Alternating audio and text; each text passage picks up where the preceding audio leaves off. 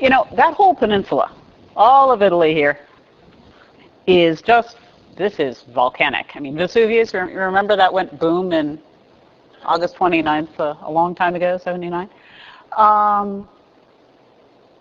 You're going to land somewhere around here.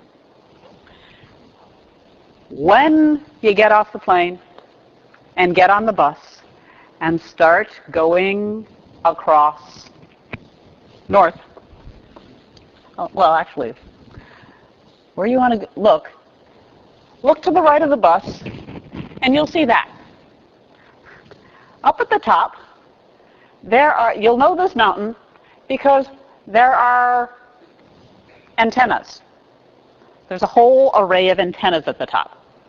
That is Monte Cavo, and that's one of the places that I'm going to take you today. Okay.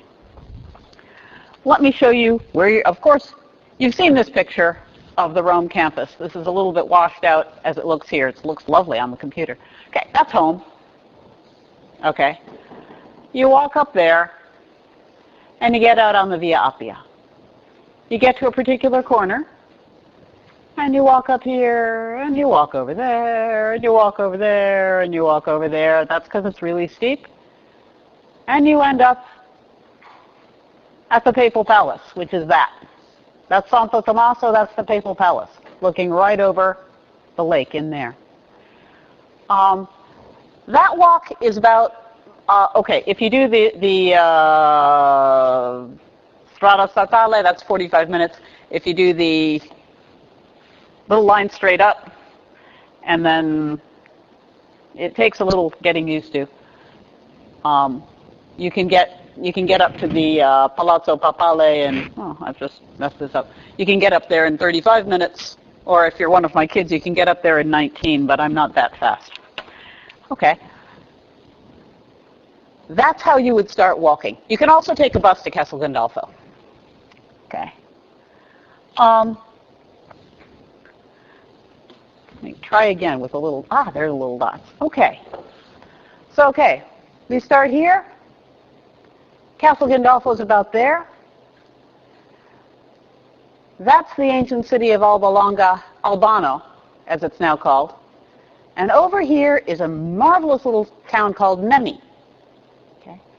And at the bottom of this volcanic crater, in fact, at the bottom of both of these volcanic craters, there are these deep, deep, cold lakes.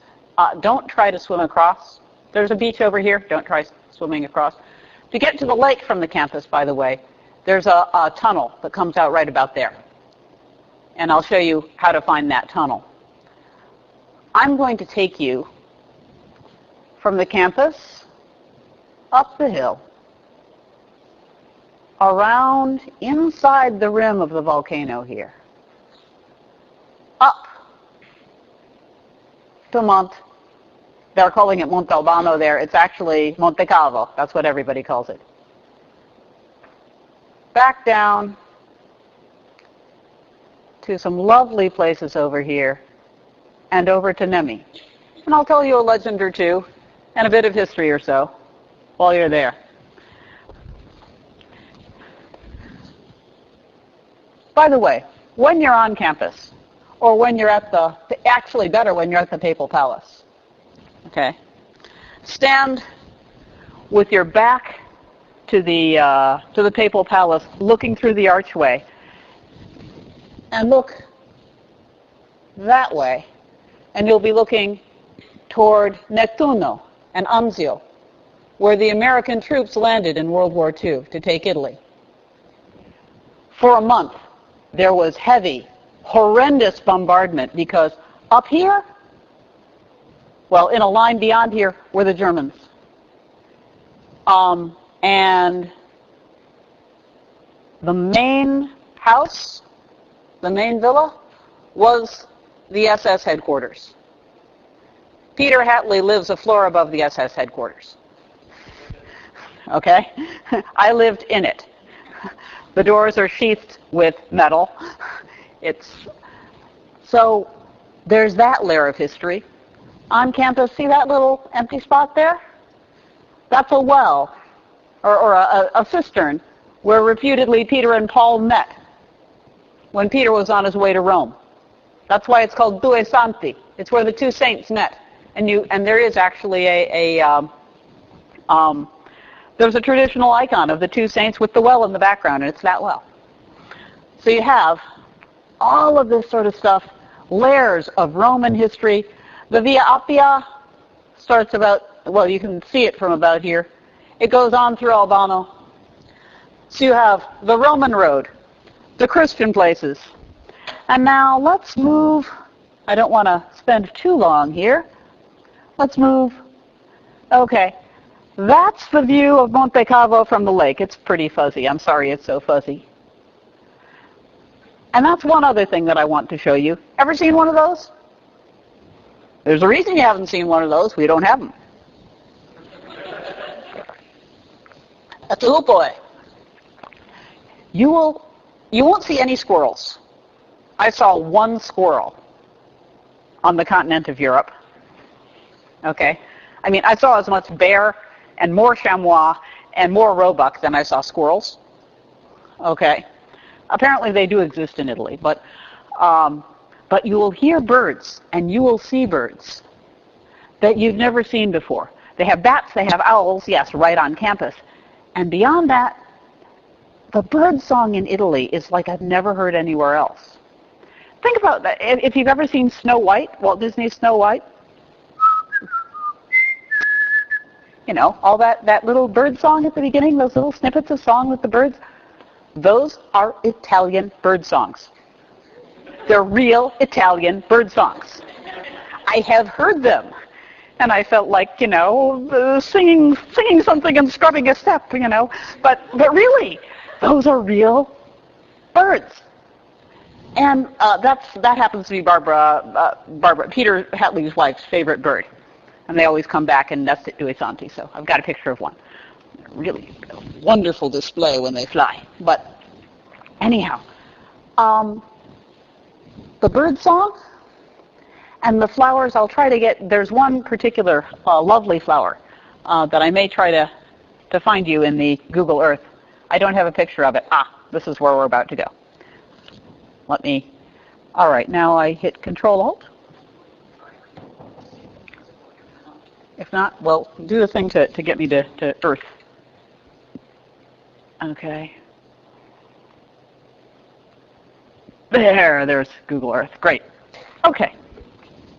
So, now we're above things.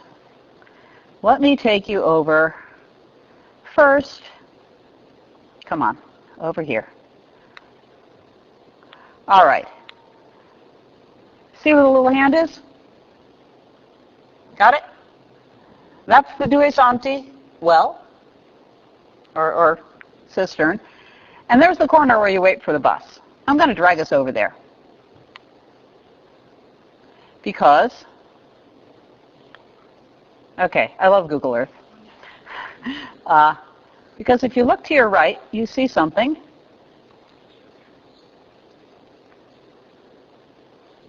Hey, wait a second. What happened to that? Okay. Wait a second.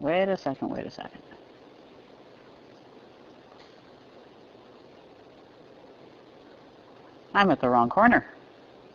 No, I'm not. Okay. If you look around, no, I am a block away from the right place. Oh, they've got it covered right now. There's a wonderful gate here called the Barberini Gate. And somehow it's not showing up here. A Renaissance gate. You will see it eventually. Now I have to get back out of that. So I'll go back to here, to Castle Gandolfo. Takes me back.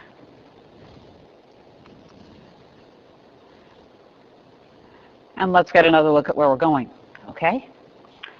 Now, if you start here at the gate, okay, you've come out of campus, you're on the Via Appia. This is the Via Appia Nueva. The Via Appia Antica is really running parallel to it and then joins it later on. Joins it later on over here too. But okay, the ordinary way of going up to Castle Gandolfo is this road, okay? The other way is going up this thing. Now let me drag you. So you go 2 streets up, Pescalero, and you go up here. Now, if you stay on this path, you'll end up on the main road, and there's the tunnel. The tunnel takes you through, under here, into the lake. That's where the beaches are, okay? If, like me, you're not a beach person, then you go up here. And there's some slightly complicated ways of getting through here, but you end up at a curve in the road that takes you in. You end up at this curve in the road, and you go into Castle Gandolfo. Now, let me show you where we're going to be, okay? This is really steep. It's over 55 degrees. So you don't go just charging down it. You take a path, okay? If you get the bus, which is reasonable, you end up in this parking lot over here. And you walk up around with the Papal Palace above you, and you get to this corner in Castle Gandolfo, where I'm going to take you so that you'll see where you need to be. I'm hoping that this will get us right to the corner. Okay, now we'll go a little bit forward on this so that you see there. Right here, if you look where that arrow is, there's an archway. It's about from here to there, and it's two-way traffic. It's very exciting. But if you can get through the archway and up, you can get onto Strada Provinciale 71B. Don't look for a sign. It's not there. Okay. You just have to know you go up from the arch, and when you go through the arch, you turn right. Now, if you go one way, you're going to go around behind the back of the Papal Palace. If you go the other way, you're heading for, I know, dancing too. You're heading for some really neat places. Let me get us back out of the street view again. Okay. And let me get us further away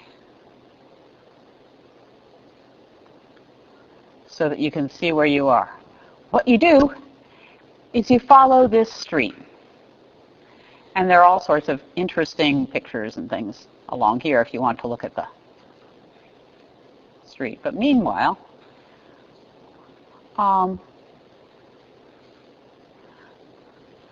there is this monastery. And at this monastery, if I can get us there, right here,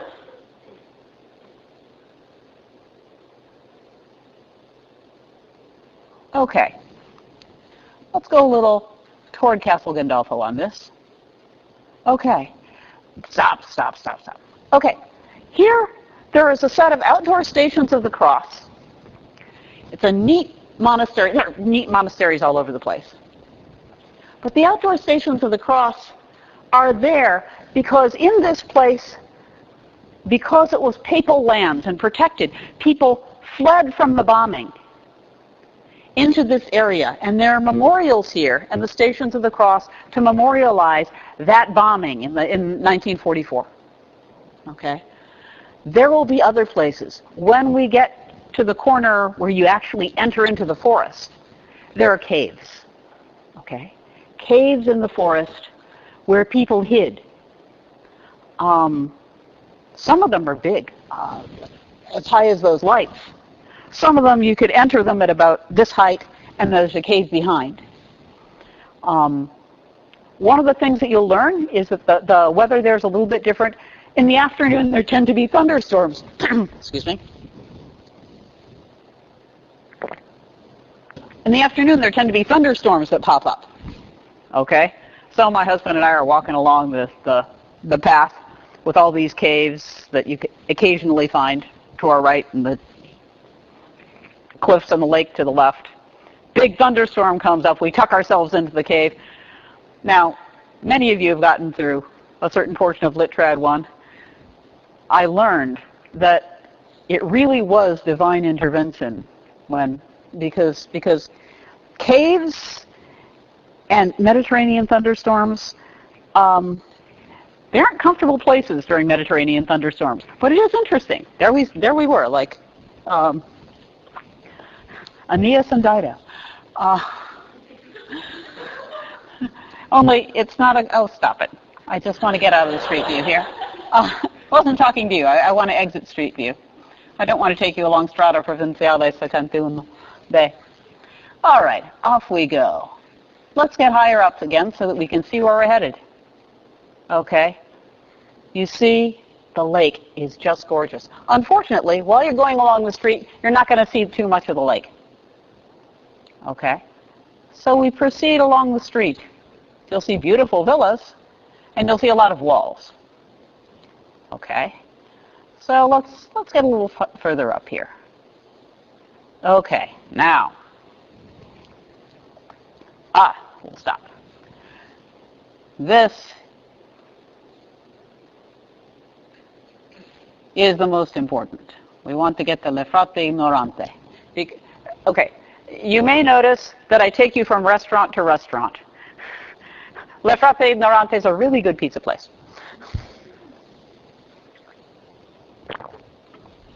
However, it's a long way up. From here, from Le Frate Ignorante, which I will show you in a minute, you take, let's move along sideways here.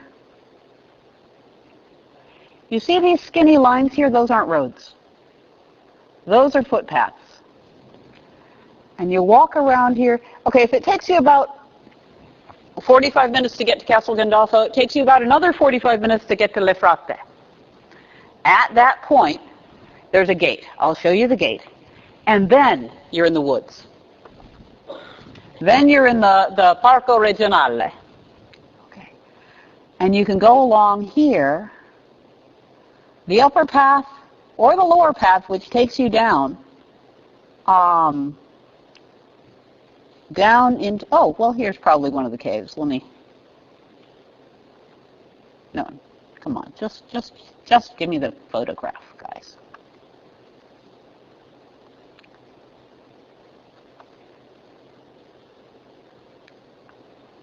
Those are the sorts of caves you'll run into. Okay? These caves that you can climb into. Back. Okay? These paths go along some very steep places. There are some places where you get drops of 30, 40, 50 feet. So, keep a good watch over your feet. They are absolutely lovely. They are really, really lovely. Early on, you'll get to some places where there have been, well, during 2011, during a miserable wet term in the fall, I went there one week and, went along the path. Next week, Tuesday afternoon, I was walking along and suddenly I got to a place where the path was completely blocked by mud from here to the exit. Okay. The rains had made the inside of the volcano slump, and the path had washed out. It's restored now. In fact, it was restored within a few weeks. This is actually a very popular path. And so there you can see one of the things. I do want to show you one thing that you might not know. As you go into these paths, come on, I want to see the picture. There are ruins. Okay. By the stonework, I would call them medieval. They're there on the side of the hill. There's evidently a watchtower. The ruins abut on some caves. And in the caves, in one of the caves, with an archway over it, there's an active shrine. Somebody climbs down there every day, apparently, and lights a candle. So this is an active place of people walking, devotion, and beauty. At the end of this path, you come to a monastery where people like to drive up for an overlook of the lake. But you can get there on foot. And you can get there, okay, the walk from La Frate, it's about another 45 minutes or an hour to these ruins, and then up to the monastery another 15 minutes or so. Okay, so yes, off the beaten path. People hid in these caves, people hid in these ruins during the bombardment. Okay. Now, let's go fly up again.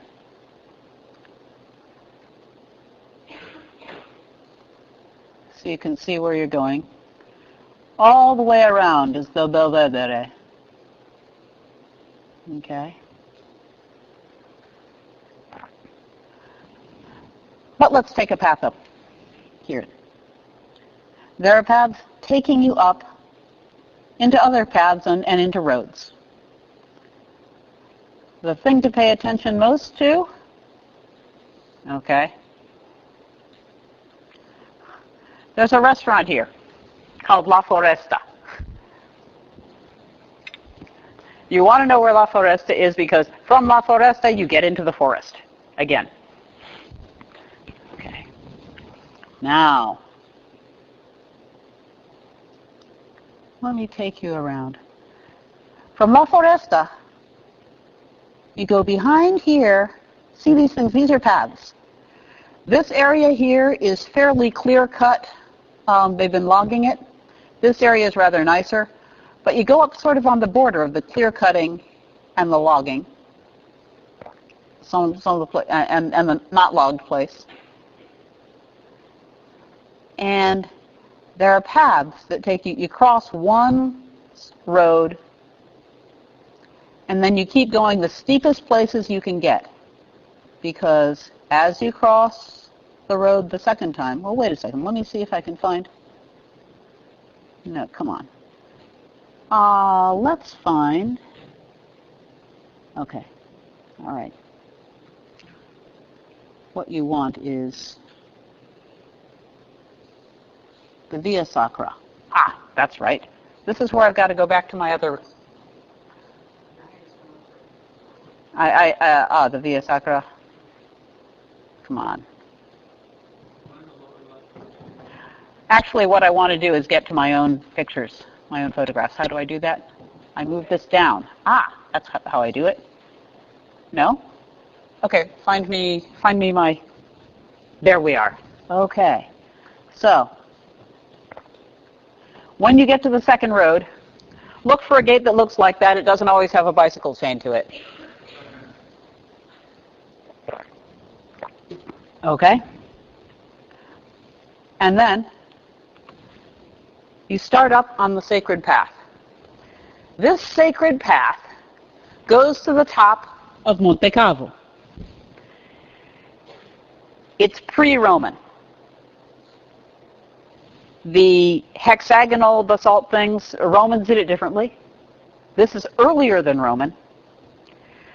And it was the sacred mountain from which, according to Dr. Davies, Juno looks down on the battle between Turnus and Aeneas in the Aeneid.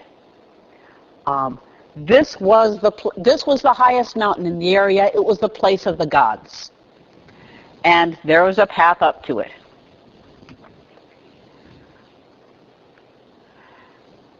And the carvings on the stones are very ancient and not very Roman. There are wild pigs in these woods, by the way, and one sacrificed them to Jupiter. That's my husband, not a wild pig. Okay. See these faces, these ancient, ancient faces. I'll see if I can get you a better view of one. There's one of my daughters looking at one of them.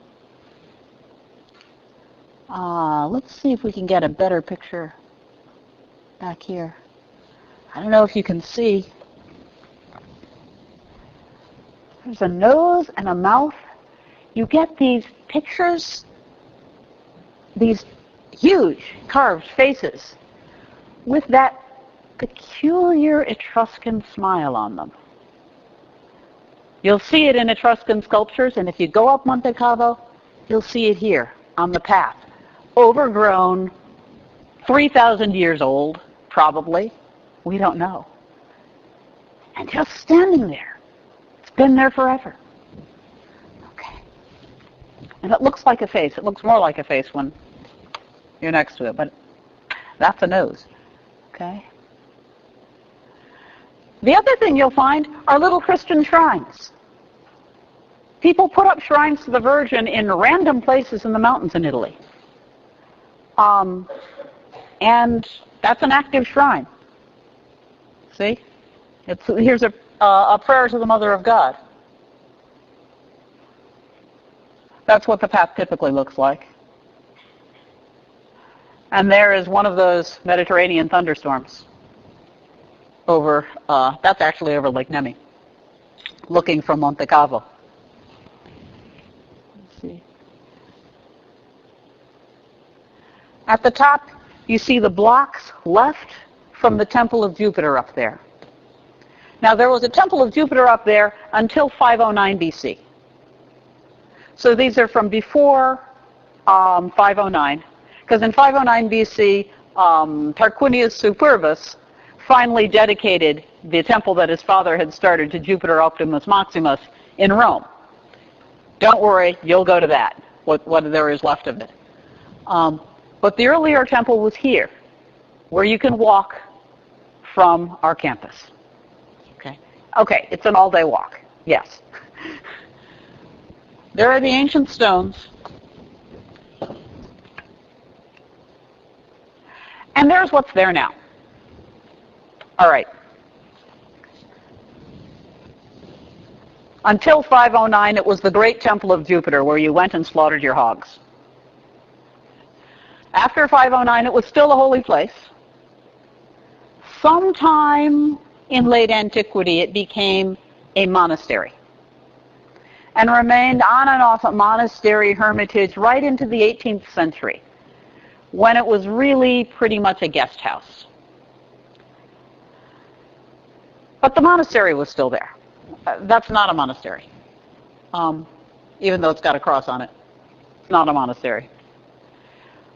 Then, as part of their project of destroying the cultural heritage of anyone they came upon, the Nazis took Monte Cavo and on it razed the monastery and put up a set of radio towers, which is what's up there now, and what you can see from your bus as you drive in. Rumor has it, I have not seen this, that there was also a NATO installation underneath it during the Cold War, but I believe that would be closed by now. Anyway, you get up to the top of Monte Cavo and you encounter basically barbed wire and signs telling you, don't you dare go any further, and, you know, you're foreigners, don't you dare go any further. But if you look out, you see the entire vista. Okay. You see the beauty of the place. John Henry Newman went up here. Yeah. Okay, now I want to get back into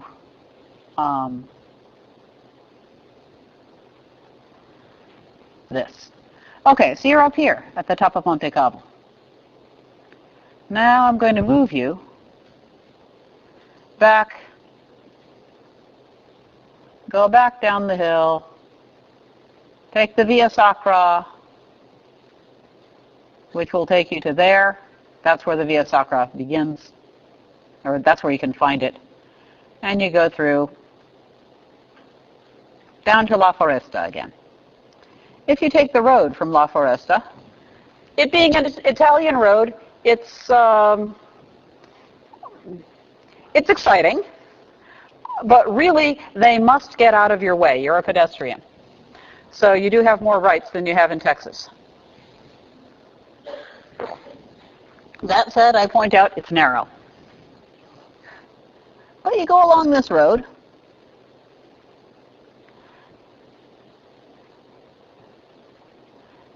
until you come to some paths that come off it to the right. And then you go through paths here until you come to the cliffs above Nemi. Okay. This was our favorite place on the path.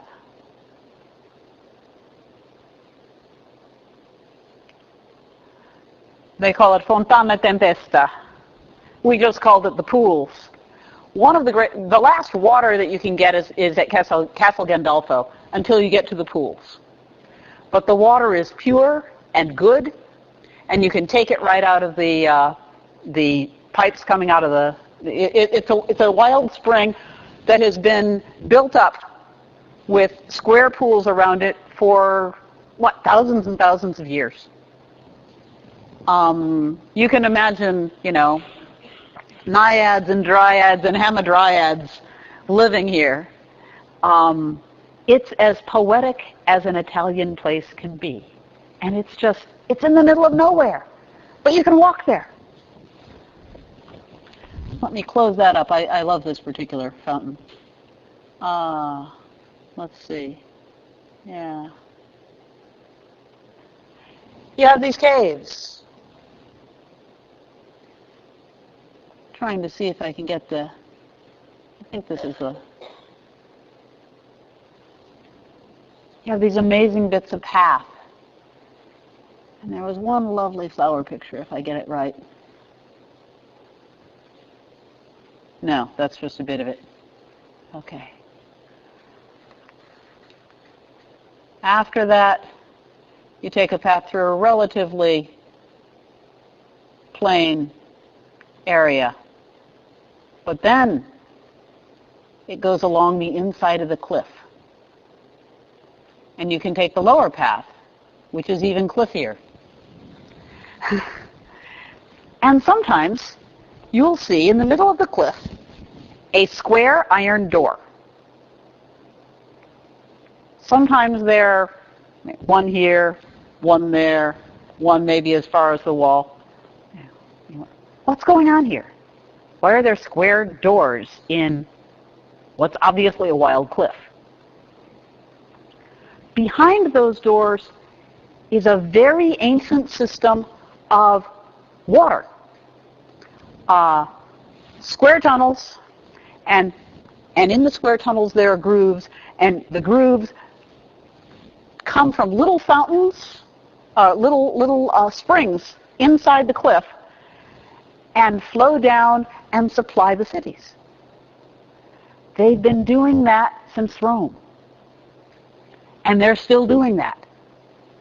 That's where some of the Vatican water comes from, I believe.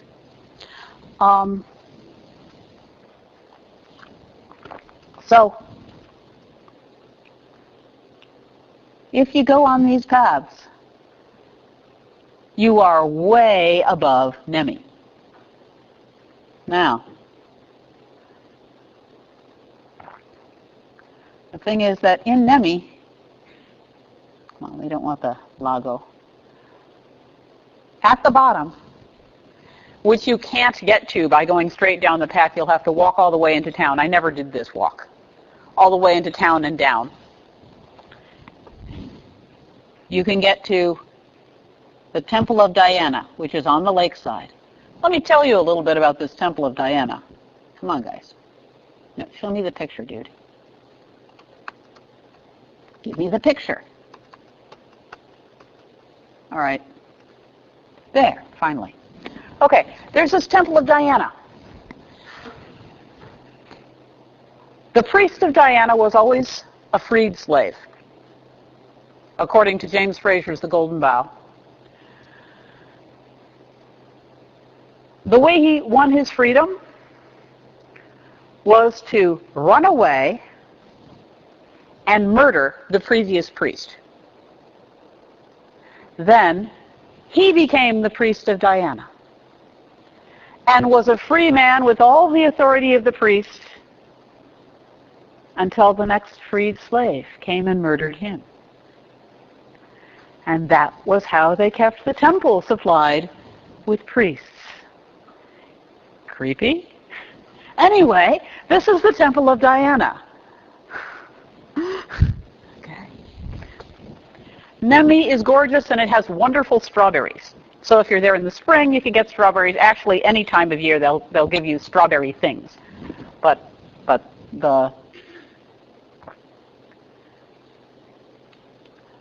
me go back. Take you back above Lago Nemi.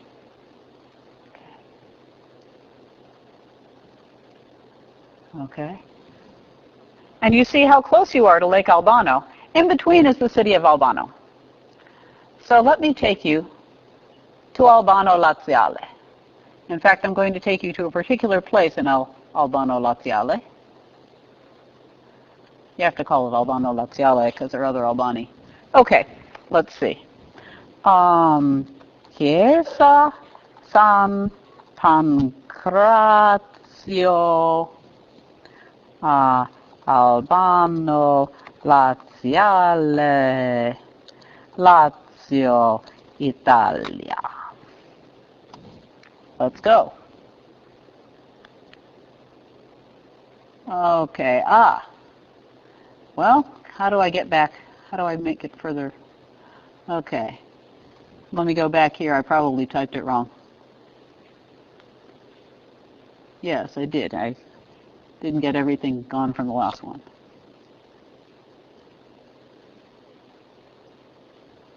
Chiesa San Pancrazio. Let's try it. Okay. All right, it's going to fly around for a little while. San Pancrazio was a 3rd century martyr.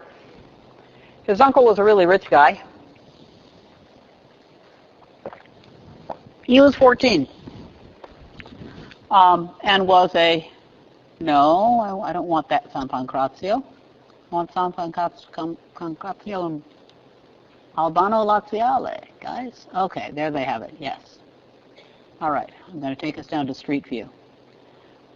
Every year in May,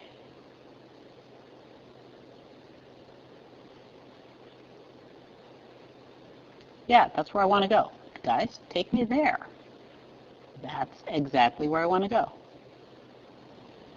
Okay. Every year, they carry his bones through the streets. They have fireworks that night, and local bands, and they march the bones of San Pancrazio through the streets of Albano, because that's where he lived.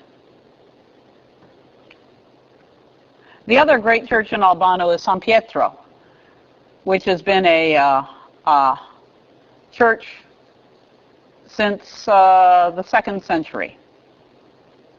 Come on, let's see the church. Let's see the church, guys. Oh, what happened to the church? Okay. It's going to take me there? No. Let's turn around. What piazza is this? Oh, this is Piazza Sabatini. All right. Okay. Sorry, guys.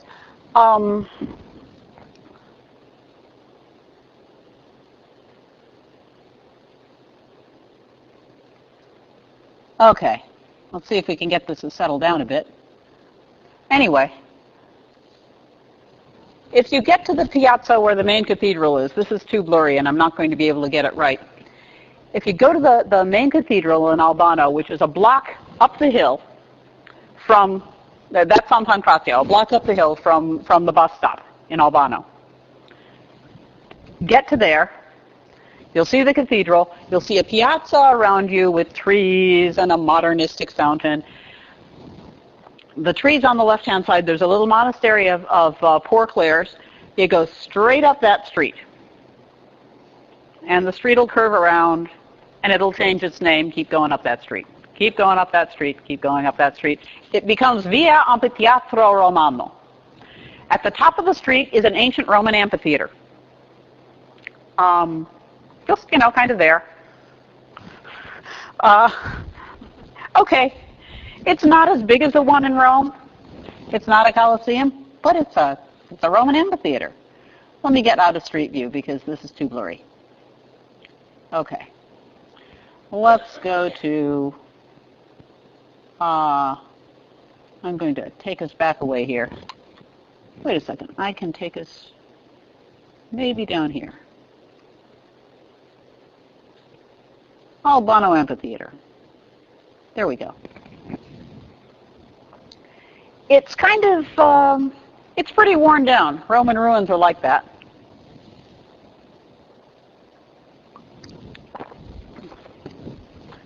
Lumpy piles of bricks. But notice that, okay, you get off the bus in Albano, you go block up the hill, you look for that street, you go up that street, you get to the Roman amphitheater, keep going after the Roman amphitheater, veer a little left, you'll get to my favorite intersection in Italy, which has a yield sign and a stop sign facing each other. I love Italian signage. What it actually means is you get to the corner and you look each other in the eye and one of you decides to go and the other one says, it's very personal driving in Italy. Okay, let's see if I can take us to Le Frate Ignorante. That's where I really want to go. So I better get in a little closer.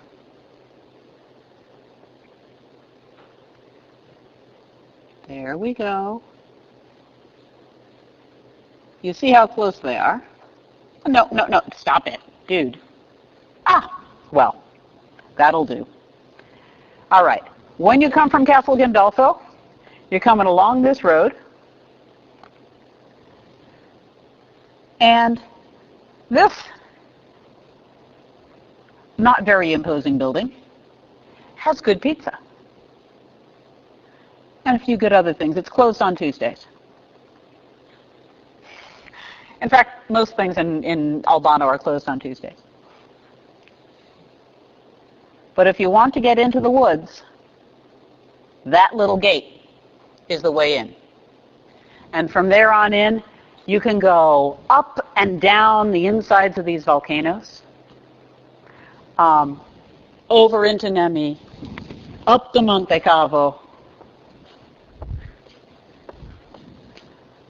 That's the way into the woods.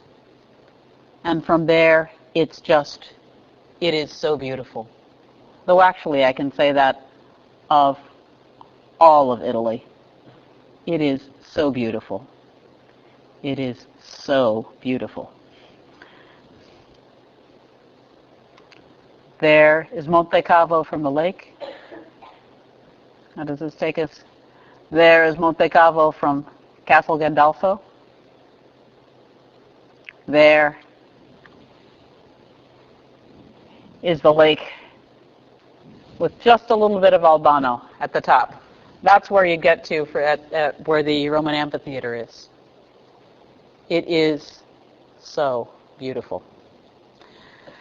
Well, 10 minutes for questions about how you get here and there, what it's like off the beaten path. Yeah.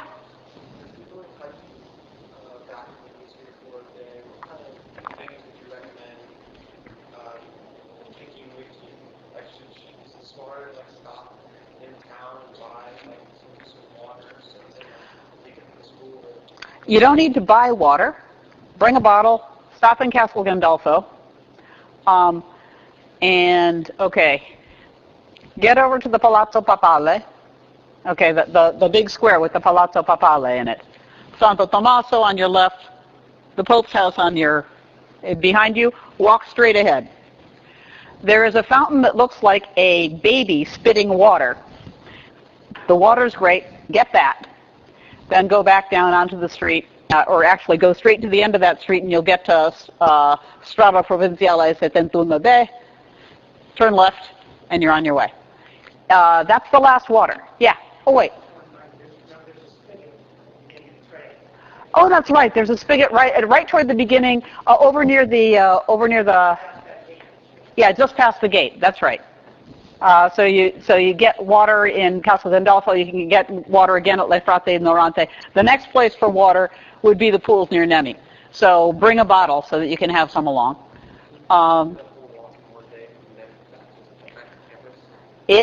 It's a very good stiff 7 miles out there and a very good stiff 7 miles back. So it can be done, and my kids actually did it. Back and forth. They started before dawn and came back, late in the afternoon.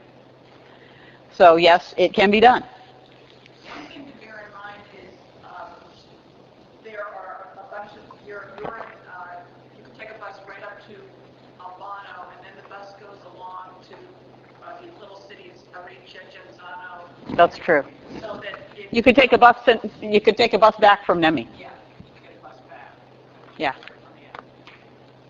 Take you. Yeah. Do bring a flashlight. That's a good idea. Bring a flashlight. If you can get a map, bring a map. Google Maps your way around. Do not trust Italian maps. Trust Google Maps. An iPhone's if you have an iPhone, life is lovely. But so yeah, and the woods are so beautiful. And the bird song is so lovely, and you get these purple flowers that I've never seen anywhere else. In the autumn, there are chestnuts. Oh, don't wear sneakers, wear leather shoes, because the chestnuts will go right through the sneakers. They're spiny. There are also hedgehogs, but hedgehogs don't bother you and chestnuts do, because chestnuts don't get out of your way. Okay. So there are chestnuts. You'll find happy Italians out in the woods gathering bags and bags of chestnuts to go roast.